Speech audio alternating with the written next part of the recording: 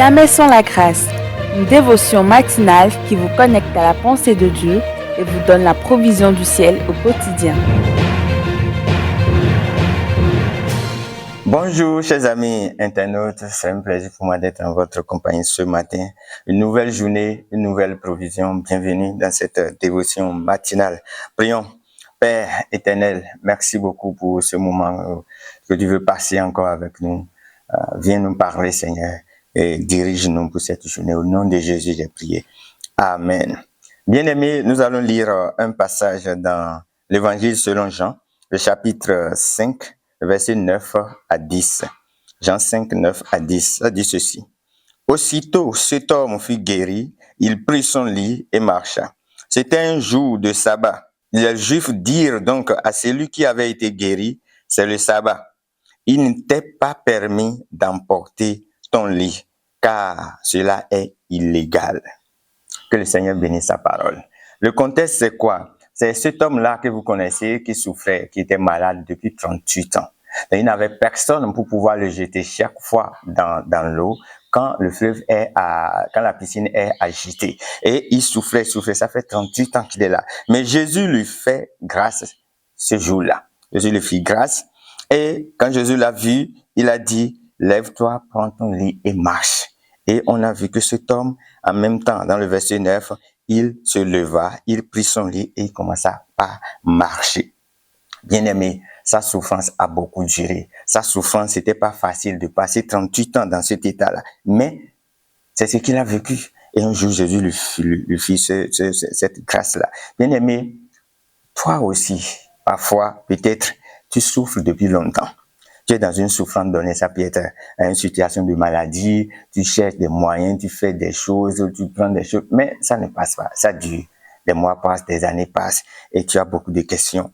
Il y a des questions. Peut-être c'est le chômage, tu as appris quelque chose, mais tu ne trouves pas à faire.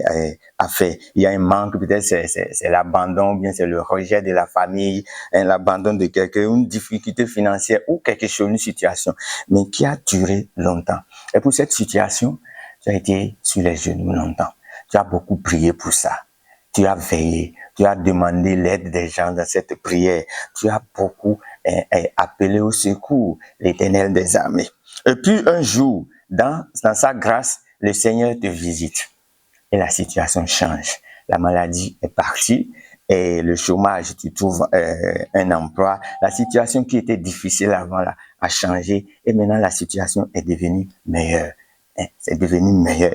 Et dans cette situation, qu'est-ce qu'il te faut? Tu devais commencer maintenant à jouir des fruits de ta liberté, de ta délivrance. C'est normalement ce qui devait suivre. Tu as souffert longtemps, maintenant la souffrance est partie. Normalement, tu devais jouir de la transformation qui est présente. Mais qu'est-ce qu'on constate? Comme ils ont dit, les propres juifs ont dit à cet homme, dans notre environnement, dans ton environnement, les gens peuvent te dire la même chose. Il ne t'est pas permis. Oh, peut-être parce qu'ils sont les chefs religieux. Oh, peut-être parce qu'ils sont les haut placés de l'État. Mais ils te disent, il ne t'est pas permis de faire ça. Il ne t'est pas permis de jouir de ceci. Il ne t'est pas permis de prendre ton lit. Bien-aimé, quand ils vont te dire ça pour cette journée, par exemple, alors que toi, tu es prêt à jouir de cette position nouvelle où Christ t'a placé, qu'est-ce que tu vas leur dire? Qu'est-ce que tu vas faire? Est-ce que tu vas étaler encore ton lit, retourner là-dessus et te coucher et dire, voilà,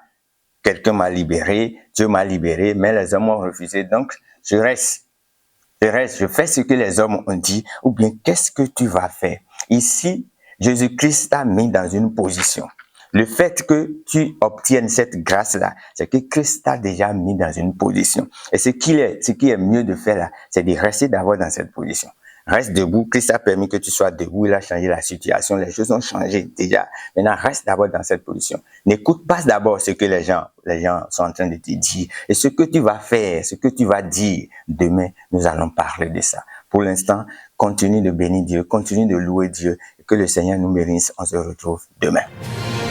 Si vous avez aimé cette émission, parlez-en à vos amis. Parlez-leur du message de la grâce et de ce qu'il fait dans vos vies. Pour un sujet de prière, une question ou pour devenir partenaire, contactez-nous au 00229 94 75 80 20. Que Dieu vous bénisse et à la prochaine. En attendant, pensez avec Dieu.